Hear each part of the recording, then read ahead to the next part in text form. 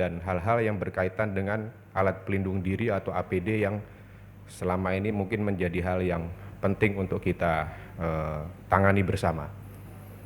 Yang pertama yang perlu saya sampaikan bahwa apa yang dilakukan adalah dalam rangka operasi perbantuan TNI kepada gugus tugas nasional dalam rangka percepatan penanganan COVID-19, khususnya dalam permasalahan APD atau alat pelindung diri yang ada.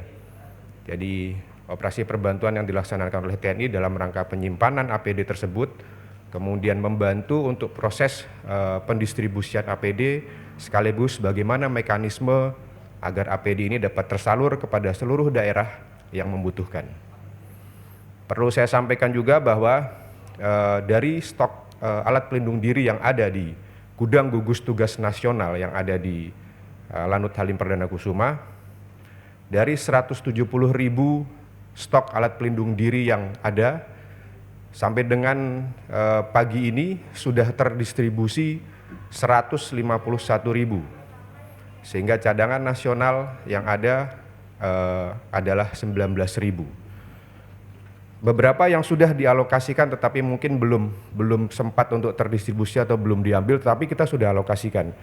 Ada beberapa provinsi, diantaranya adalah Provinsi Riau, kemudian Provinsi Jambi, Provinsi Bengkulu, kemudian Provinsi Sumatera Selatan, Provinsi Gorontalo, dan Provinsi Sulawesi Tengah. Pelaksanaan pendistribusian dilakukan dengan 2 skema. Yang pertama, alat pelindung diri tersebut akan didorong khususnya kepada daerah-daerah yang memiliki kesulitan transportasi. Dalam hal ini TNI telah membantu untuk mendukung atau melaksanakan distribusi ke wilayah di Provinsi Papua dan Papua Barat, kemudian juga di beberapa daerah yang berada di wilayah perbatasan.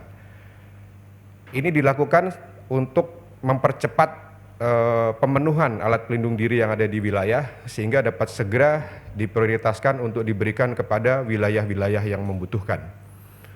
Di lain itu atau di samping itu juga ada proses yang dilaksanakan oleh masing-masing provinsi. Mereka mengirimkan penghubung-penghubung dari wilayah atau provinsi yang ada di Jakarta, kemudian mereka datang langsung untuk mengambil alat pelindung diri tersebut, dibantu oleh beberapa alat angkut yang disiapkan oleh TNI yang berada atau berasal dari masing-masing wilayah. Sehingga proses ini bisa dilaksanakan dengan lebih cepat, sehingga kemudian kebutuhan-kebutuhan APD yang ada di tiap daerah bisa dipenuhi. Kemudian setelah APD tersebut terdistribusi di wilayah, maka APD tersebut diserahkan kepada gugus-gugus tugas daerah yang ada di tiap-tiap wilayah. Tentunya mereka yang lebih mengerti bagaimana atau di mana wilayah-wilayah yang ada yang sangat membutuhkan, sehingga gugus tugas daerah akan memprioritaskan alat pelindung diri tersebut akan didistribusikan ke tempat-tempat yang sangat membutuhkan.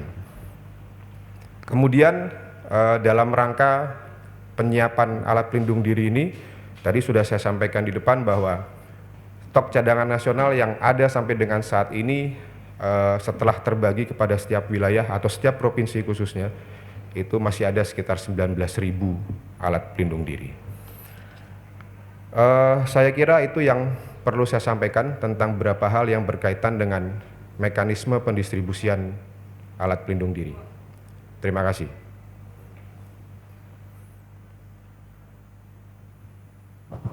Izin Pak, berikut pertanyaan dari rekan-rekan wartawan. Ya. Pertama, siapa saja yang akan menerima APD itu dan bagaimana cara mendapatkannya? Kemudian kemana harus lapor? Atau kepada siapa tenaga medis yang butuh bisa mendapatkannya?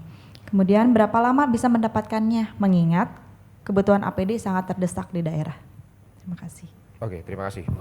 Jadi yang pertama perlu saya sampaikan bahwa seluruh provinsi, dari beberapa provinsi yang tadi belum mendistribusi atau belum terdistribusi APD, saya mendapatkan konfirmasi bahwa hari ini beberapa provinsi tersebut akan mengambil atau mendistribusikan APD yang diperlukan oleh wilayahnya masing-masing. Kemudian prioritas distribusi APD yang ada di tiap daerah itu menjadi wewenang dari gugus tugas daerah. Seperti saya sampaikan tadi, gugus tugas daerah memiliki data tentang spot-spot atau wilayah-wilayah mana yang sangat membutuhkan.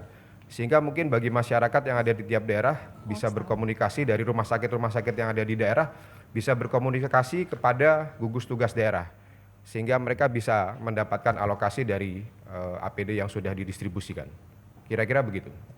Baik Pak, terima kasih. Terima kasih.